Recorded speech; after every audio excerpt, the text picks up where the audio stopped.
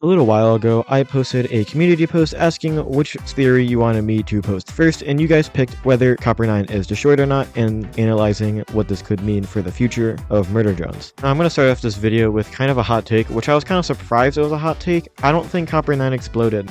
Now, you could be telling me that the gigantic chunks of rock are literally right there and you can see the core. However, you can still see the planet behind the explosion. I mean, this entire theory could be debunked by like one comment on this video. And if you guys like I'm genuinely confused why people keep thinking that Copper 9's exploded. Jeez, calm down. It's not that. And it's also not a null explosion because nulls are kind of like black holes, and that, you know, gigantic circle isn't exactly black. So yeah, feel free to debunk this entire video and theory by leaving a comment down below on something I missed or something I didn't miss or something. I don't know. I'm genuinely confused why people think that Copper 9's exploded, because the planet's right there. It's probably just a big explosion, which is probably where all these big chunks of rock are coming from. I'm just going to move on with this theory, hoping that this video isn't just a gigantic big waste of time. Remember that gigantic yellow beam that shot into the sky? I first thought that that destroyed one of the moons or something, and that caused all this gigantic big rock stuff. Then I realized that the moons are right there, which also disproves the theory that this is Earth, because I don't think Earth's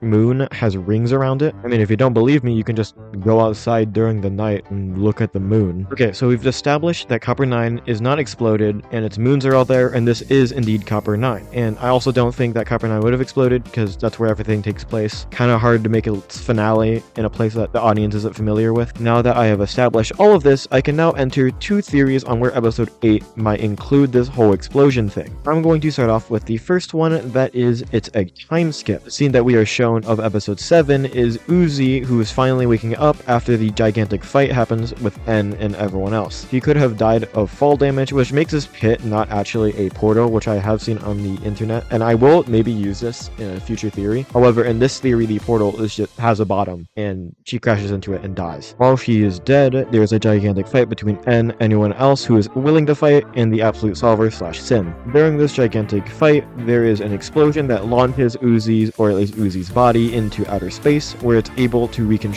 and put itself back together and wake up. We know this is possible because Nori survived. I might make a video on that in the future. You guys are gonna have to vote for it. She is then able to somehow make her way down to the planet's surface, and she now has to piece together what happened. Now, I really don't like this finale. It seems very anticlimactic. However, this is a possible ending, and it is also just a theory. Now, the second theory seems a bit more plausible. There is a small time skip, and by small, I mean like at most 12-hour time skip, at least for Uzi. During this time, Lizzie, Thad, and Khan go save N and possibly V, and J is hopefully given her redemption arc. Together, the entire group, which consists of N, Lizzie, Thad, Khan, possibly V, and J, go up against the Absolute Solver. Now, I do say possibly J because J could have possibly not known that Tessa was actually Sin, since she seemed surprised when she was given direct orders from Tessa in episode 6. However, that's just a mini theory inside a bigger theory. I'm not going to go too much into it, so too bad. During this fight, Uzi quite literally or figuratively slams their way into the battle. They somehow save the day, whether that means that the entire show ends or there are copies of the Absolute Solver out there that leads to a season 2. Either way, it's a happy ending. Cue the outro music and the video's over, right?